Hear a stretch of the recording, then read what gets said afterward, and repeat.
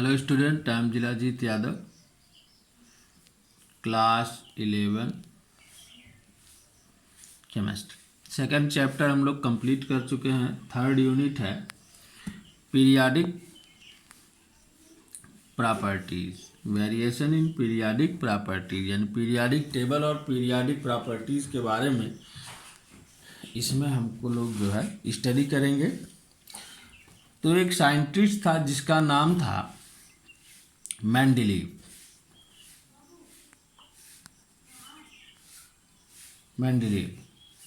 Mendeleev ने atomic mass discover किया था।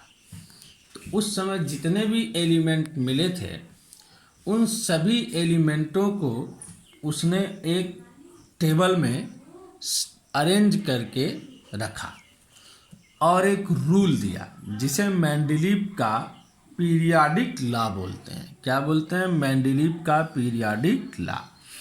उसने कहा कि अगर हम एलिमेंटों को उनके एटॉमिक मास के इंक्रीजिंग ऑर्डर में अरेंज करें, उसने क्या कहा कि अगर हम एलिमेंटों को उनके एटॉमिक मास के इंक्रीजिंग ऑर्डर में अरेंज करें तो एक सर्टेन इंटरवल के बाद, यानी after certain interval, same property के एलिमेंट वापस मिलने लगते हैं।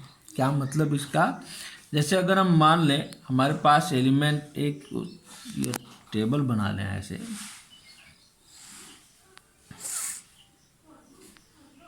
ऐसे एक टेबल बना लें अभी जनरल फॉर्म में। अभी आगे हम लोग इसका राइट फॉर्म पढ़ेंगे। तो इसमें कुल कितने ब्लॉक्स हैं? 1 2 3 4 5। तो यहाँ पर हमने मान लिया कि यहाँ कोई एलिमेंट है A1, तो इसका एटॉमिक नंबर इंक्रीज किया 1 पॉइंट, तो यहाँ मान लो A2, यहाँ एक A3, यहाँ A4, यहाँ A5। अब 5 है तो फिर हमको वापस आना है, तो फिर A6, A7, A8, A9, A10, फिर A11, A12, A13, A14, A15। उसने कहा कि अगर हम एलिमेंटों को उनके एटॉमिक मास के इंक्रीजिंग ऑर्डर में अरेंज करें तो एक सर्टेन इंटरवल के बाद हमको फिर उसी प्रॉपर्टीज के एलिमेंट मिलने लगेंगे। जैसे A1 की प्रॉपर्टी अलग है, A2 की अलग, A3 की अलग, A4 की अलग, A5। अब A5 से आगे ब्लॉक नहीं है, इधर है, तो फिर हम आ गए A6। तो यानी कि A1 के बाद 1 2 3 4 5 ब्लॉक्स के आफ्टर पर जो भी एलिमेंट आया यानी A6, अब इसकी प्रॉपर्टी A1 से मैच करेगी। क्या करेगी? A1 से मैच करेगी। इसी तरह A11 की प्रॉपर्टी A6 से मैच करने लगेगी। तो यानी A1, A6, A11 ये जो एलिमेंट है इनकी प्रॉपर्टी क्या हो गई? सेम। ऐसे ही A2, A7, A12 की सेम, A3, A8, A13 की सेम हो जाएगी, A4, A9, A14 की सेम हो जाएगी, A5, A10, A15 की सेम हो जाएगी। यही बताया था मेंडलीव ने। मेंडलीव ने क्या बताया था कि अगर हम एलिमेंटों को उनका जो एटॉमिक मास है उनके इंक्रीजिंग ऑर्डर में अरेंज करते जाएं तो एक सर्टेन टाइम इंटरवल के बाद जो एलिमेंट हमको मिलेगा उसकी प्रॉपर्टी पहले वाले एलिमेंट से उस ब्लॉक में मैच करेगी। लेकिन उस समय जो एलिमेंट थे उन पर यह सेट तो हुआ, लेकिन बहुत से ऐसे एलिमेंट आए जिन पर यह रूल सेट नहीं हो रहा था, यानी यह रूल फेल कर जा रहा था। तो एक साइंटिस्ट था मोजले ने एटॉमिक नंबर डिस्कवर किया। एटॉमिक नंबर सभी लोग जानते होंगे, 9th 10th में पढ़े होंगे। एटॉमिक नंबर मतलब क्या होता है? किसी भी एटम में जितने प्रोटॉन उसके न्यूक्लियस में होंगे वही उसका क्या कहलाएगा? Atomic number. तो जब मोजले ने एटॉमिक नंबर डिस्कवर किया था और जो मेंडलीव का पीरियाडिक लॉ था वो एटॉमिक मास पर बेस करके बनाया गया था, तो जब वो फेल हो गया तो उसने क्या किया, अपने एटॉमिक नंबर पर अपने जो है पीरियोडिक लॉ को सेट किया। क्यों सेट किया? क्योंकि मेंडलीफ यह जानता था कि कोई भी एलिमेंट जो है, कोई भी एटम जो है, एटॉमिक मास उसके सभी प्रॉपर्टीज को डिस्क्राइब करता है। यानी जो उसके फंडामेंटल प्रॉपर्टीज हैं वह किस पर डिपेंड करते हैं? एटॉमिक मास पर। यह मेंडलीफ जानता था। लेकिन जब मोज़ले ने एटॉमिक नंबर डिस्कवर किया तो मोज़ले ने बताया कि जितने भी एटम या एलिमेंट हैं उनके जो फंडामेंटल प्रॉपर्टीज हैं वे किस पर डिपेंड करती हैं? एटॉमिक नंबर पर, न कि एटॉमिक मास पर। और एटॉमिक मास को बेस बना करके जो पीरियोडिक टेबल मेंडलीफ बनाना चाहता था वह फेल भी हो गई थी। तो फिर उसने क्या किया, एटॉमिक नंबर को बेस बना करके एक पीरियोडिक ला दिया। अब उसने इस बार बताया कि अगर हम एलिमेंटों को उनके एटॉमिक नंबर के इंक्रीजिंग ऑर्डर में अरेंज करें। कैसे अरेंज करें? इस बार पहले एटॉमिक मास था लेकिन अब मॉडर्न पीरियोडिक लॉ आया। उसने कहा कि जो है, अगर हम एलिमेंटों को उनके एटॉमिक नंबर के इंक्रीजिंग ऑर्डर में अरेंज करें तो एक सर्टेन इंटरवल के बाद हमको जो एलिमेंट फाइंड होगा, मिलेगा, उसकी सारी प्रॉपर्टीज उससे पहले वाले से मैच करेगी। यानी the modern periodic law can be stated as the physical and chemical properties of the elements are periodic function of their atomic number.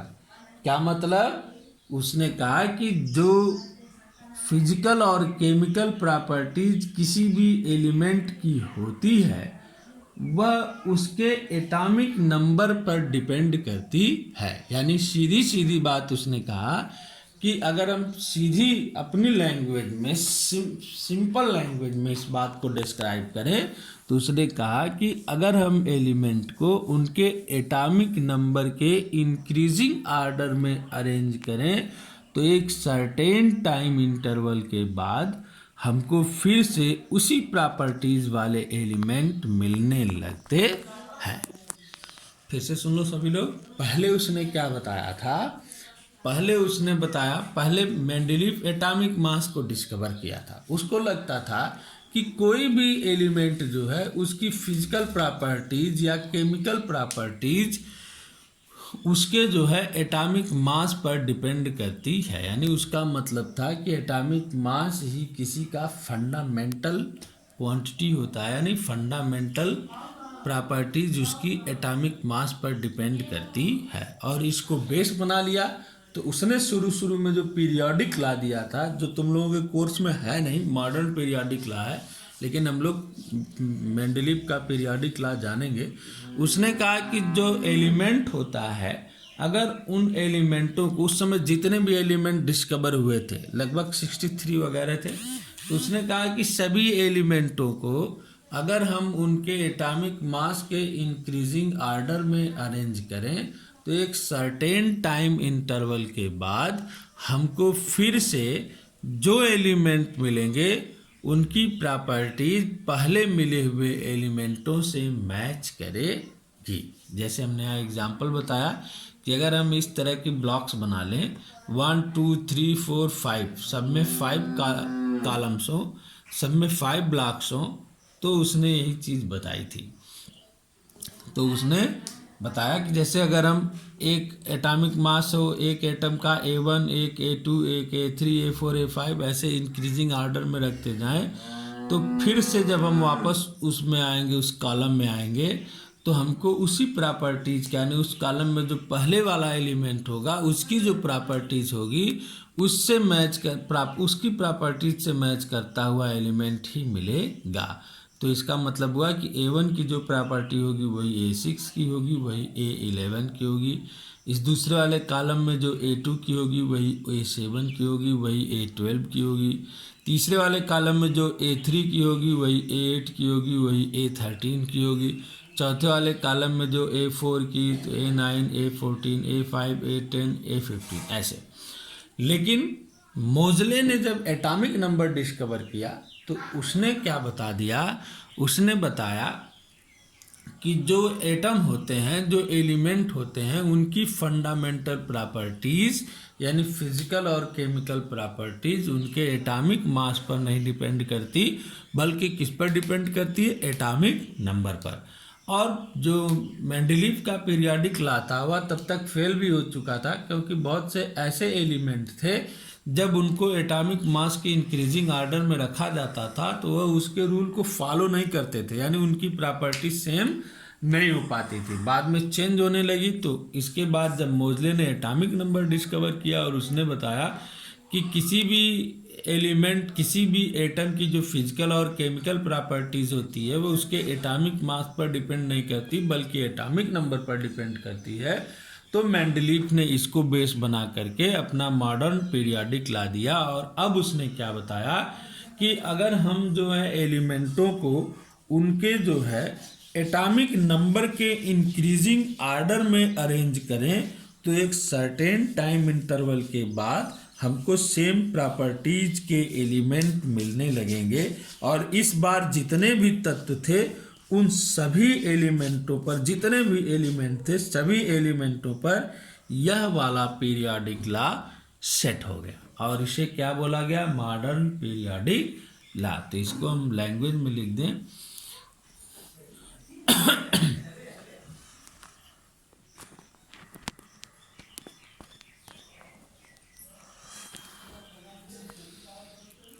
क्या हुआ, उसने क्या बताया था, द फिजिकल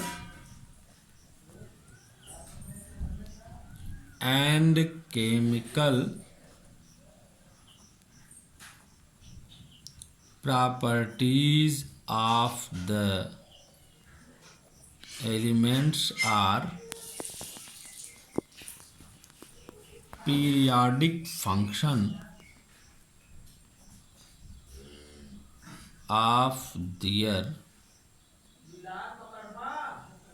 एटॉमिक नंबर। यानी अगर हम इसी सीरीज को अब एटॉमिक नंबर पर बनाकर रखें तो इस सभी एक कॉलम में जितने भी एलिमेंट होंगे सबकी प्रॉपर्टी क्या होगी, सेम होगी। जैसे अगर हम इसको हम कहें कि अभी एटॉमिक मास ने एटॉमिक नंबर पर है तो A1 A2 A3 A4 A5 increasing order में रखा, A6 A7 A8 A9 A10 A11 A12 A13 A14 A15। तो अब इस कॉलम में जो एलिमेंट है A1 A6 A11 ये एटॉमिक नंबर पर हैं तो इनकी प्रॉपर्टीज सेम होगी, A2 A7 इनकी सेम होगी। इस कॉलम में जितने एलिमेंट हैं इनकी प्रॉपर्टीज सेम होगी, इस कॉलम में जितने एलिमेंट हैं प्रॉपर्टीज सेम होगी, इस कॉलम में जितने एलिमेंट हैं इनकी प्रॉपर्टीज सेम होगी। तो कल हम लोग मेंडलीव की पीरियाडिक टेबल और मॉडर्न पीरियाडिक टेबल दोनों स्टडी करेंगे तो हमको पता चलेगा दोनों में क्या डिफरेंस है।